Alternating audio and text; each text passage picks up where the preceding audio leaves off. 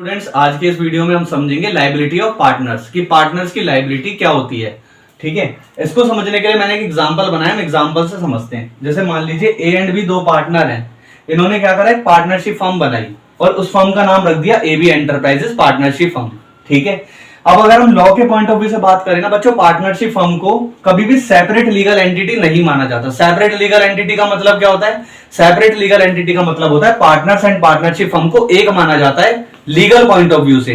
Accounting point of view से तो हम अलग ही करके अकाउंटिंग करते हैं, लेकिन लीगल पॉइंट ऑफ व्यू से हम क्या मानते हैं? उन दोनों को एक ही एंटिटी मानते हैं। तो पार्टनरशिप फर्म के पास में कोई भी सेपरेट लीगल एंटिटी नहीं होती, not a separate legal entity.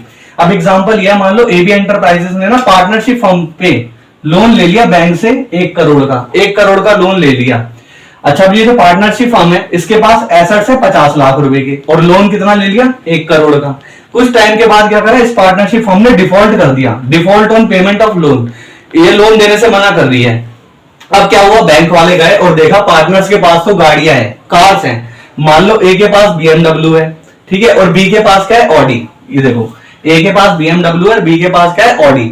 अब बैंक चाहे तो क्या करवा सकता है, इस एसेट्स को बिकवा सकता है, इनके प्राइवेट एसेट्स को ही बिकवा सकता है। तो यहाँ पर पार्टनर्स की लायबिलिटी क्या होती है? अनलिमिटेड। अनलिमिटेड का मतलब है यहाँ पे पार्टनर्स के प्राइवेट एसेट को बेचकर भी पैसा रिकवर किया जा सकता है। तो अगर वीडियो अच्छी लगी हो तो वीडियो को लाइक कर देना और चैनल को सब्सक्राइब कर देना।